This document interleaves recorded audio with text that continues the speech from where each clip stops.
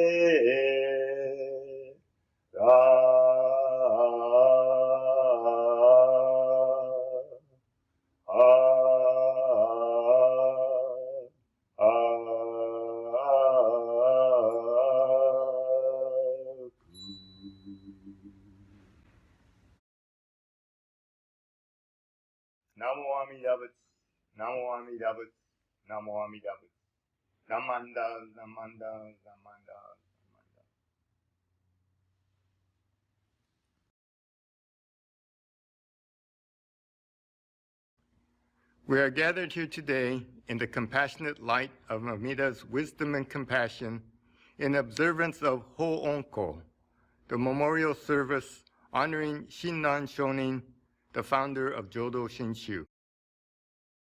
It is with a sense of reverence, gratitude, and joy that we acknowledge and appreciate Shinran's efforts in providing the Buddhist teachings for us in a way that is accessible to us ordinary people.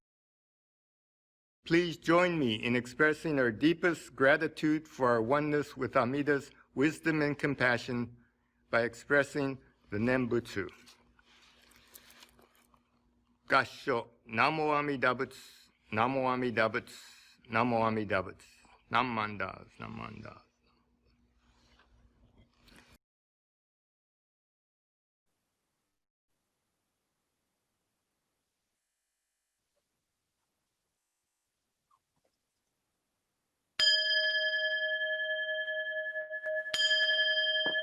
Myo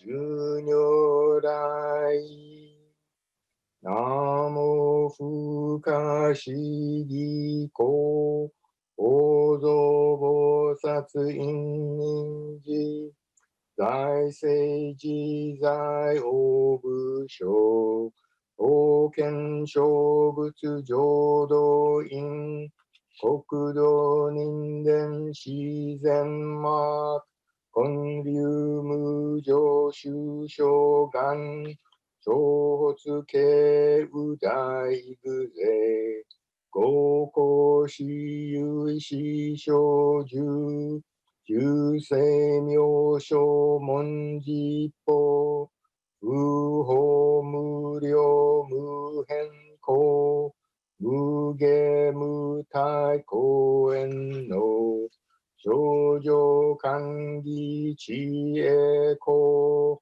Udan Anji Musho Ko 日学校精進説一切群上無交渉本願用語症状語死心心行願に因上等学書大涅槃意思滅度願成就如来生意公修正唯説弥陀本願会五辱悪事群上会往生如来如実言納発一年期愛心無断本の特涅槃本上逆法再入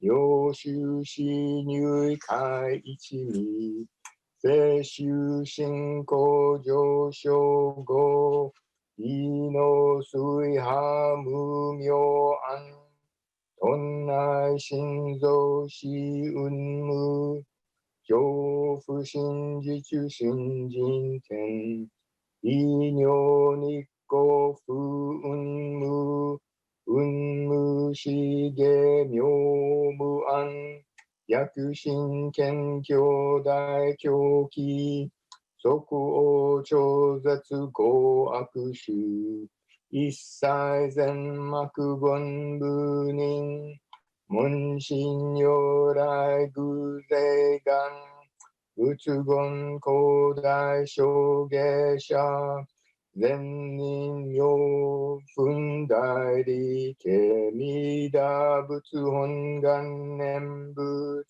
邪見教満悪修上信行十字人に難中死難昔インド祭天使論下中華自治域史構想現代小構成小異妙如来本税大き釈迦如来両河線一種五妙南天寺流十大自主と性質の在派有無権全絶大乗無情報召喚議事小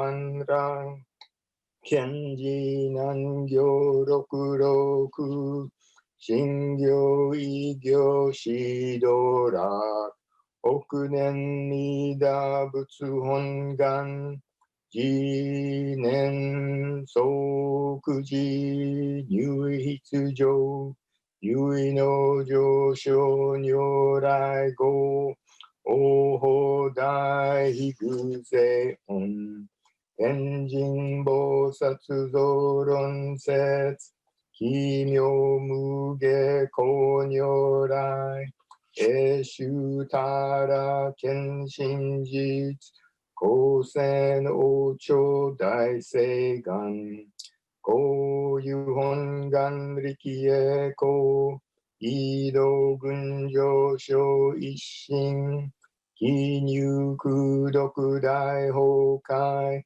立逆入大永修修特使蓮華造世界即小信用法精進唯本の輪現人図入生寺恩寺王下本師鈍乱両天使上高乱消防殺来三蔵粒子十条教本上専業気楽法天神菩薩論中下王道因果見世願方言猫ゆたり少女死因唯心人惑前本部新人法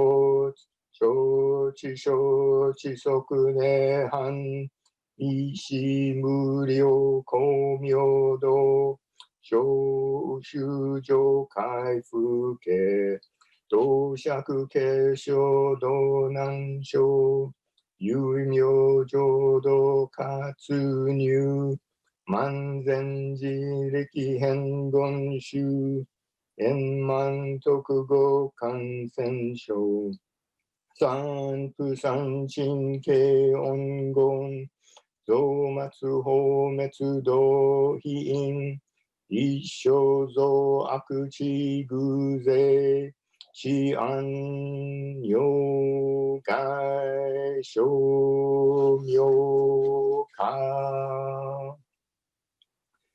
全能独名武将意、公愛上三陽逆悪、公明明語見因縁、海入本願大智慧、行者小樹根語心、狂気一年総合、用意大と逆三人、即小法小四上楽、現身公開一大教、偏気安養観一切、先祖終身反戦人、法華二道小源流、国中悪人有小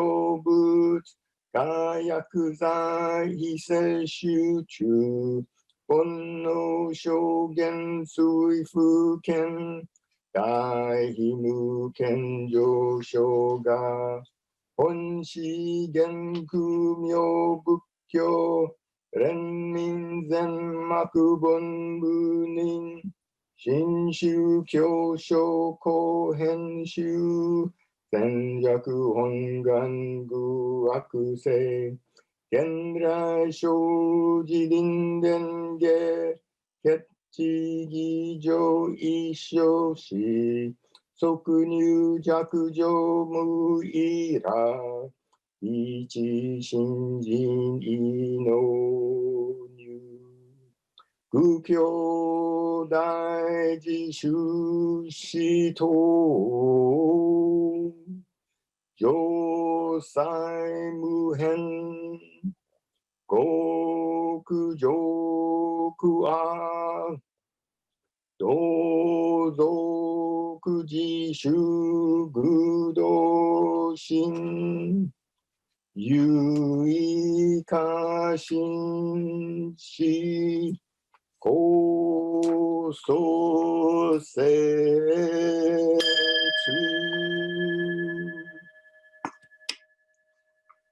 ナモアミダブ、ナモアミダブ、ナモアミダブ、ナモアミダブ、ナモアミダブ、ナモアミダブ、ナ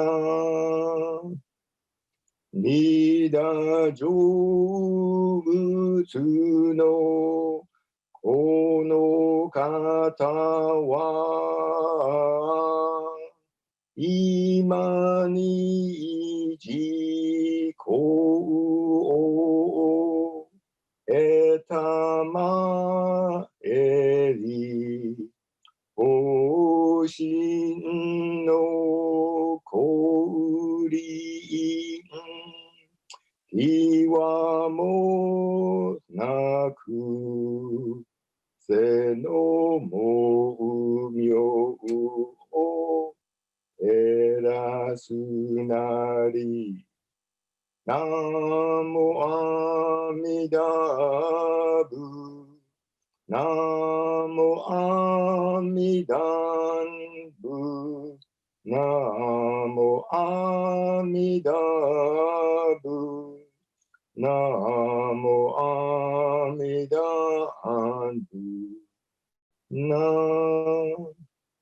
知恵の光明はかりなし不良の所相ことごとくこうけうかむらぬものはなし真実妙に奇妙せよ。ナモアミダブ。ナモアミダブ。ナモアミダブ。ナモアミダブ。ナモアミダブ。ナモアミダブ。ナモアミダブ。ナモアミダブ。ナモアミダブ。ナモアミダブ。ナ下脱の降臨岩もなし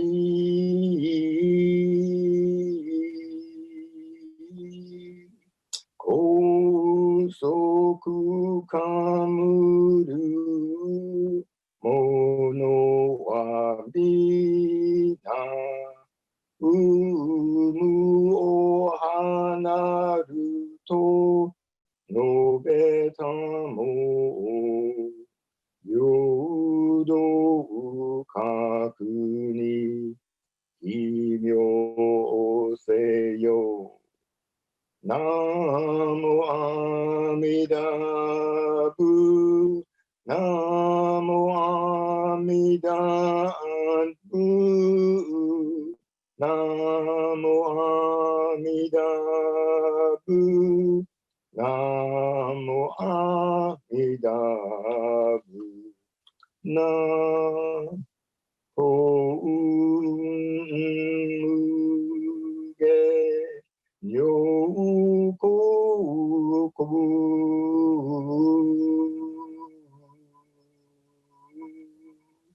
イサイの上に触りなしおたくかむらぬおのぞなきなんじいきお奇妙せよ。ナモアミダブ。ナモアミダブ。ナモアミダブ。ナモアミダブ。ナモアミダブ。ナモアミダブ。ナモアミダブ。ナモアミダブ。ナモアミダブ。ナモアミダブ。ナ少女光明並びなし武士公のゆえなれば一切のご家ものこりぬ異教へを奇妙せよ。ナモアミダブナモアミダブナモアミダブナモアミダブナブコウセウエウ最大一公園の部と名付けたり三途の国安抱くなり大王部を奇妙せよ。願にしくどくよどせいさいどんぼ大神お上安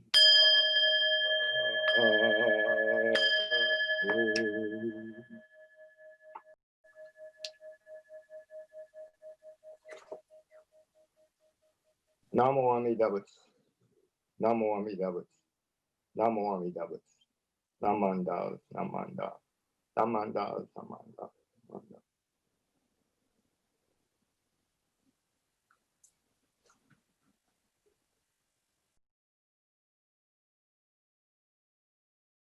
Good morning. Our Onko speaker this morning is Reverend Ron Miyamura, who is the resident minister of the Midwest Buddhist Temple in Chicago. He also serves the Cleveland Buddhist Temple and the Twin Cities Buddhist Association in Minneapolis, St. Paul, Minnesota. He grew up at the Placid Buddhist Church and graduated from UC Berkeley. He went to IBS and attended and received a master's degree from the Ryukoku University in Kyoto, Japan. He was ordained in 1973 and served at the Midwest Buddhist Temple. Reverend Miyamura took a leave of absence from BCA in 1981, but returned in 2010, where he serves as the minister at the Midwest Buddhist Temple. Reverend Ron Miyamura will give our morning Dharma talk. Thank you. Good morning. I am Reverend Ron Miyamura of the Midwest Buddhist Temple in Chicago, and thank you for inviting me to speak. I don't know why, because there are a lot better speakers than me. I'm very average, or maybe even mediocre. I'm a country boy, born and raised in Penryn, California, home of the Placid Buddhist Church, about 30 miles northeast of Sacramento. Back in the day, it was a plum and pear orchard area. Fortunately, my parents did not own a farm, but I worked in the orchards and the fruit sheds of the area. Working in a fruit shed for 15 hours a day is a great incentive to go to college. I first attended UC Davis and then transferred to UC Berkeley when I heard about the Institute of Buddhist Studies.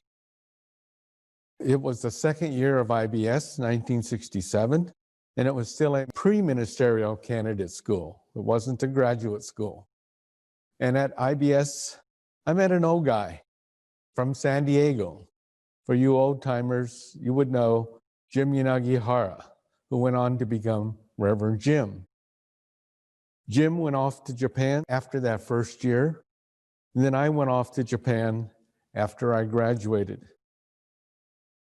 I finished my master's and I was exiled to Chicago in 1973 to the Midwest Buddhist Temple, where I was fortunate enough to work under the late Reverend Gyodo Kono. After his sudden passing in 1977, I became the resident minister here at the Midwest Buddhist Temple.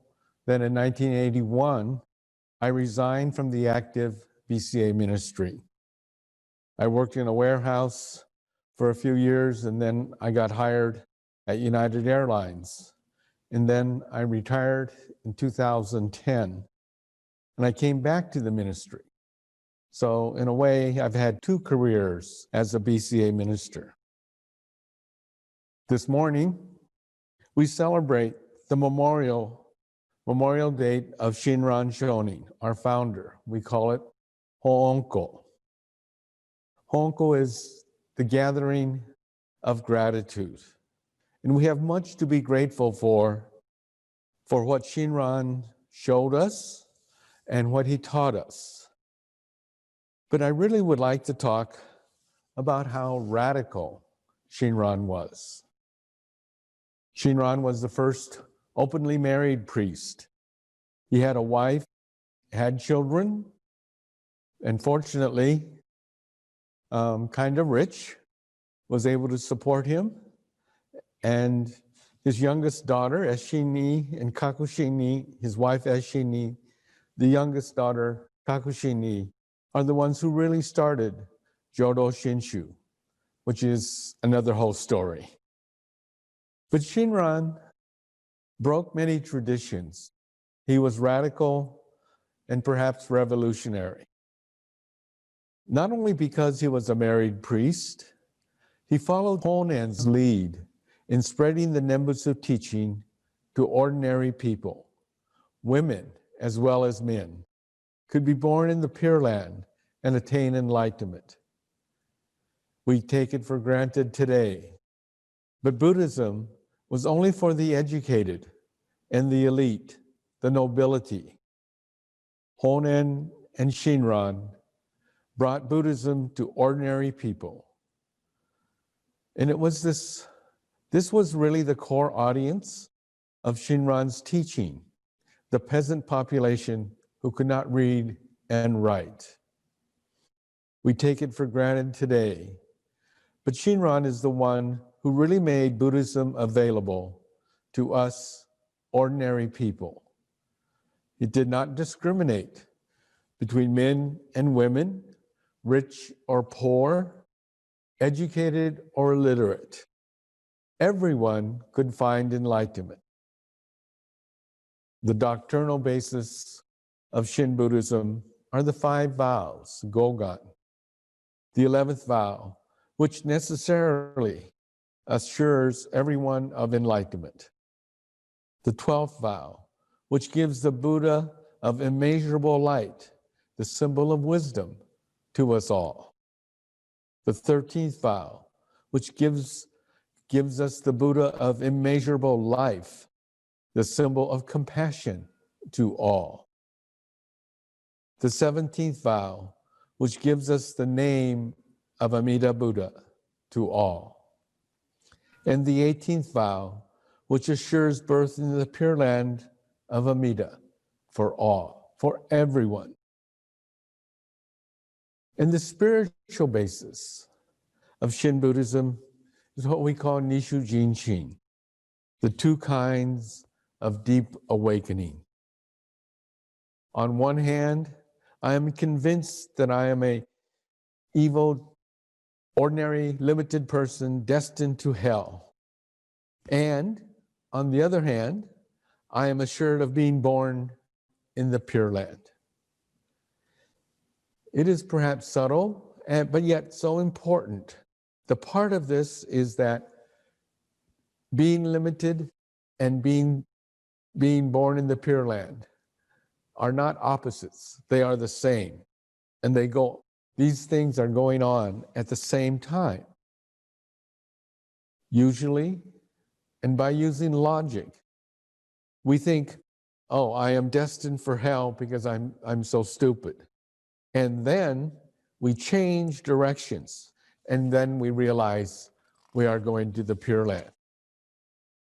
No, Shinran was very clear that both happened at the same time. So it becomes, I am destined to hell and I am assured of the Pure Land at the same time. It's and. Using logic, this is impossible. Logic says we use or. But the spiritual core of Shin Buddhism makes it clear that we need to use the idea of and. In short, because I'm full of bonno and I'm a bombu, a totally limited human being, incapable of attaining enlightenment, a bombu. And that is exactly the reason we receive the benefits of Amida Buddha. Again, this does not make logical sense. I am human and thus limited, and yet that is what causes me to receive Shinjin, awakening. And when we realize that we receive the gift of Shinjin awakening, we can only humbly say, thank you. And we recite the Namo Amida Butsu in that one thought moment, and it can change our lives. This is the spiritual core of Shin Buddhism.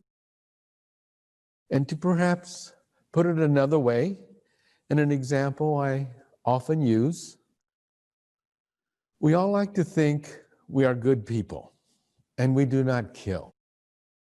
But when we look closely at killing, we have to admit that we are all killers.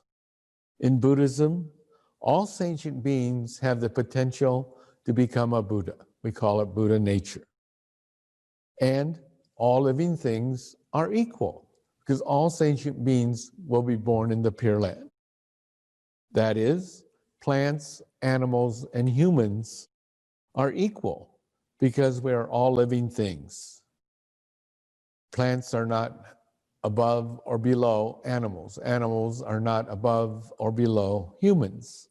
Humans are not better or worse than plants and animals. Yet, in this world where we live, in order to live, we have to eat. And that means plants and animals have to die. They sacrifice their lives so that I can eat and so that I can survive. The alternative is not to eat, which would mean to starve, which would mean I would kill myself. So no matter what we do, we have to kill. There is no logical way out of this dilemma. To eat is to kill. To starve is to kill. So no matter what I do, I have to kill. So how do we understand this? How do we accept this dilemma? We cannot use brain logic because it simply fails us. We have to seek a spiritual answer. And the only answer that I come up with is that we need to appreciate the sacrifices of others. I have to acknowledge and say thank you to the plants and animals that have sacrificed their lives so that I could live. I simply have to say thank you in a profound way and in a spiritual way. And in part, this is why in Japanese, before we eat, we put our hands together and say, itadakimasu. And we say, gochisousama, when we finish eating. We have to say thank you. And I hope in the future, We will come up with some other English words to express this idea of gratitude, to express our appreciation for the sacrifices of the plants and animals so that I can survive. And as I said, I'm very mediocre, average, and not real smart, and I know that. But I have borrowed ideas and thoughts from others. Here at the Midwest Buddhist Temple, I guess you would say my theme is come as you are. Come as you are. We don't have to change. We invite you. And come as you are. I don't even know where I first heard it. I think it was in Hawaii at the Buddhist Study Center, but I don't remember. And one of the most profound expressions of what is Shin Buddhism, comes from your own Reverend Kenji Akahoshi. He says, Buddhism is a religion of thank you and not a religion of please. This is a wonderful expression of the humility and gratitude of Shin Buddhism. And I have borrowed from Reverend Bob Oshita to what has become my usual closing. I first heard a video of Reverend Bob giving a meditation. They called it an invocation at the California State Legislature, where he was the chaplain. And he said, and he closed, Namo Amida Butsu, with gratitude and kindness beyond words. Of course, Reverend Bob says it with perfect timing, and the impact is wonderful. With gratitude and kindness beyond words. So today, we thank Shinran Shonin for his Memorial Day. We reflect on the Nembutsu teaching that showed us a way to enlightenment. And we say, thank you.